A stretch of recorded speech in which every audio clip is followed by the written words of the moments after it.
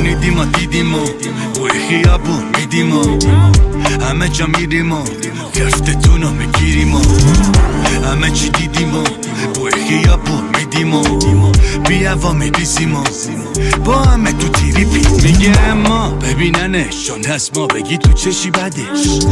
کوزو میگه کارت رو لبام خونه جیگرش واسه اونا بلیته واسه ما افتنت نباشی نداره پاسخ درتم باشی لاته با توف لاتو میذارم جا 3 تا چخ سخند و منو چوسه بیبو بیا با ژانر کمدی تو 2 تا تخت دارم تو یکیشون نگو شاید بگویشون اینا تو گنگ دشمن فرضی لباسای های کپی یا قرضی تو چت میشی با سبزی ویدیو بگیرینه یالا بکسی شما شنیدیم و دیدیم و توی خیابون میدیم و همه جا میریم و خفتتون رو میگیریم و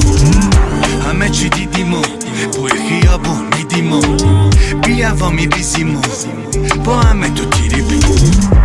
منم اون شیر که واسه پرنده پدری کرد حالا با زمینو بزنی چنگ تا رپ فارسی ببری سم تموم ریدیف حالش اصلی شما واسه ما منبا به تفری بسپارم دست و پا شکستی میارنت تو ساک دستی رد لفظی همه گو سر کسی نمیشه با شیر دوست یارو ننشم میفروخت پول به چپت دی پیشتاد دیست رو دیگم بگیرش میگه فله علی بیزش دیگم تو حالش که ایچی نشده گو گنگ تو رپر چی دیه خوره دیدیم تو خبری نی تو جیبم این تا نپذیرین زد بیملا وکیلی تو نمیری اصلی فامیلی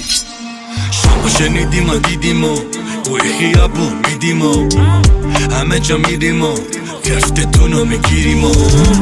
همه چی دیدیم و توی خیابون میدیم و بیا و میریزیم و با همه تو تریپی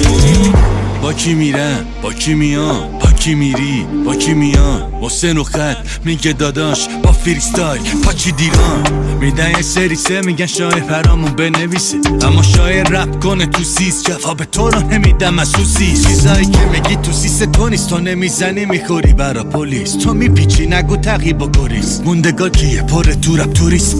شما شنیدیم و دیدیم و توی خیابون میدیم و همه جا میریم و گفتتون رو میگیریم و همه چی دیدیم و بوی خیابون میدیم و بیا و میریزیم و با همه تو تریپی